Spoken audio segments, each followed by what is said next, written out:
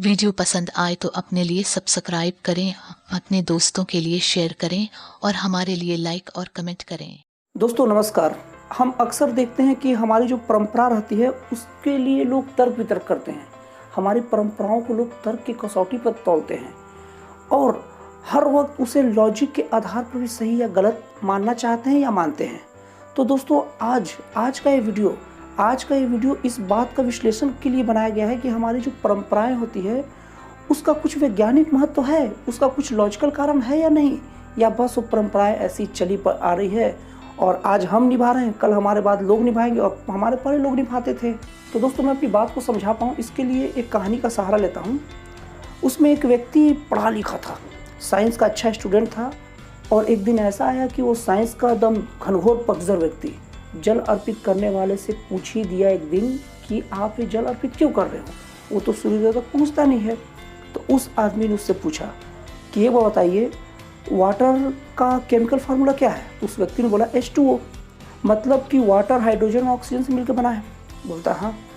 तो बोलता है कि जब हम सूर्यदेव को जल अर्पित करते हैं तो सूर्य की किरण उस जल से रिएक्शन करके हाइड्रोजन और ऑक्सीजन आंशिक रूप से मुक्त करता है और वो जो ऑक्सीजन निकलता है बहुत एक्टिव ऑक्सीजन निकलता है जो हमारे अगल बगल और ऑक्सीजन का लेवल को बढ़ा देता है और वो ऑक्सीजन हमारे फेफड़ों में जाती है और फेफड़ों में कोई टॉक्सिक चीज़ रहती है उससे रिएक्शन करके उसे बहुत जल्दी खत्म कर देती है। माना जा सकता है कि ऑक्सीजन बहुत बड़ा एंटीटॉक्सिक होता है। और यही नहीं आप कोई भी कैंसर अस्पताल में चल जाइए, वहाँ सीधे सीधे यही बताया जाएगा कि कैंसर होने का प्रमुख कारण शरीर में ऑक्सीजन सप्लाई ठीक से नहीं होना है। और अभी कोरोना काल में तो ऑक्सीजन लेवल ही कोरोना के मरीजों का स्वस्थ होने रिकवरी दर का परिचायक बना हुआ है। कोई भी व्यक्ति जाएगा उसका ऑक्सीजन लेवल चेक करेगा, अगर ऑक्सीजन लेवल बढ़िया मतलब उसका फेफड़ा बढ़िया काम कर रहा है तो आदमी जल्दी रिकवर कर जाएगा। तो जब हम सूर्य को जल अर्पित करते हैं तो एक तो हमको एक्टिव ऑक्सीजन मिलता है और दूसरा सूर्य की किरणें हमारे शरीर में विटामिन डी बढ़ाती है। सूर्य के प्रकाश में विटामिन डी होता है और विटामिन डी हमारे शरीर के लिए कितना जरूरी है ये बात आप किसी डॉक्टर को जाकर पूछिए। फिर व्यक्ति मान गया। इसके बाद वो व्यक्ति जल अर्पित करने लग गया। अब उसके बाद वो जो भी किसी परंपरा को करते हुए देखता उस पर अपना लॉजिक डालता और लॉजिक से सही होता ना तब वो मानता, अन्यथा उसे नहीं मानता। अब इसी क्रम में अगस्त का महीना आ गया जिसमें लोग अपने पितरों के लिए, जिसमें मतलब मैं तो इसके बारे में ज़्यादा नहीं जानता, बस इतना ही मुझे हल्की फुल्की जानकारी है कि लोग अपने पितरों के लिए कौवे को भोजन खिलाते हैं। फिर उस व्यक्ति ने पूछा कि पितरों को भोजन अगस्त के महीने में क्यों आप खिला रहे हैं, सालों खिलाइए, ये क्या खास महीने में, क्या बाकी महीने में कौवे को भूख नहीं लगती। फिर वही धंधा चालू कर दिया, जिसको भी देखता है ये सवाल पूछता। फिर उसको एक जानकार व्यक्ति मिला, फिर उससे सवाल पूछा कि कौन सा ऐसा पेड़ है जो 24 घंटा ऑक्सीजन छोड़ता है। तो उस व्यक्ति भैया विज्ञान का पंडित था, टपाक से जवाब दिया पीपल। बोलता है कि और इसके अलावा कौन सा ऐसा पेड़ है जो ऑक्सीजन 24 घंटा तो नहीं छोड़ता लेकिन ऑक्सीजन का बहुत अच्छा स्रोत है। तो उस व्यक्ति ने बताया बरगद का पेड़ है। तो बोलता है कि पीपल का पेड़ कभी ऐसे देखे हो कि उसका बीज से लगता है या कलम लगा के जल्दी लगता है। तो उसने बोला नहीं।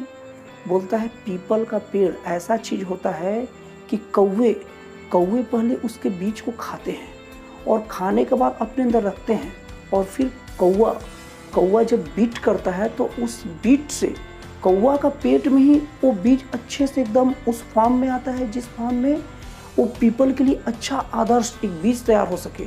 और जब वो बीज जमीन पर करता है ना तो वहीं से पीपल का पेड़ उगता है। और पीपल का पेड़ और बरगद का पेड़ इसी विधि से उगता है और दोनों को दोनों यकीन मानिए दोस्तों, पीपल का पेड़ और बरगद का पेड़ इस धरती में अमृत कलश है। अमृत कलश बोल रहा हूँ। जो व्यक्ति एक एक घंटा अगर पीपल के पेड़ के नीचे बिताता हो उससे कभी जाके मिलिए। जो व्यक्ति एक एक घंटा पीपल के पेड़ के नीचे बिताए ना उससे शायद ही कोई बीमारी पकड़े। ये होता है पीपल का पेड़। और बरगद का पेड़ की कहानी भी कुछ इसी तरह है। तो दोस्तों ये दोनों के दोनों महान पेड़ जो हमारे लिए बहुत जरूरी है वो कौवे के पेट के थ्रू ही हमारे पास आता है। और जो कौवा होता है ना वो अगस्त महीने में ही अपने बच्चों को जन्म देती है और उस वक्त उसे ज़्यादा भोजन की जरूरत पड़ती है, ज़्यादा पोषण की जरूरत पड़ती है और इसलिए हम अगस्त महीने में कौवे को भोजन देते हैं। और उस वक्त अतिरिक्त भोजन पाकर कौवे को जो अतिरिक्त खुराक जरूरत होती है वो पूरी कर लेता है, और उसके बाद कौवे के बच्चे बड़े हो जाते हैं तो अपना आराम से घूमते फिरते हैं। तो मतलब इस तरह से हम पितरों को भोजन देकर, इस तरह से हम अपने पितरों को भोजन देने की परंपरा से हम कौवे को संवर्धन और संरक्षण दे रहे हैं। और कौवे हमारे लिए पीपल और बरगद पेड़ का बहुत बड़ा आधार है बनाने का। तो वो व्यक्ति को समझ में आ गया। फिर उसके बाद वो व्यक्ति कोई और परंपरा की और लॉजिकली और साइंटिफिक कसौटी पर कसने की कोशिश किया, लेकिन उसका विवेक जग चुका था। वो समझ गया था कि जितनी जो परंपराएं होती है ना, वो हर एक के पीछे कोई लॉजिक है, और मैं क्यों व्यर्थ का समय गवा कर इसका लॉजिक क्या है, कारण क्या है, इसमें लगा रहा हूँ, समय बर्बाद कर रहा हूँ। और हर परंपरा में कुछ फायदा निहित होता है, मानव का कल्याण निहित होता है। इसके बाद वो व्यक्ति बिना सवाल किए पूरे परंपराओं को मानने लग गया। दोस्तों, हम लोग को ये बात समझना होगा कि परंपराएं आजकल की नहीं है। ये परंपराएं उस वक्त की है जब हमारे पास इंटरनेट नहीं थे, हमारे पास इतना तेज गति के मतलब से चलने वाले साधन नहीं थे। हमारे पास आज रातों रात पूरे एक दो व्यक्ति का नहीं, पूरे बड़े बड़े शहर भर का खाना पहुंचा देने की क्षमता है आज, पहले वो नहीं थी। उसके बाद भी हमारी मानवीय सभ्यता अच्छे से चलते रही, अच्छे से पलवित होती रही।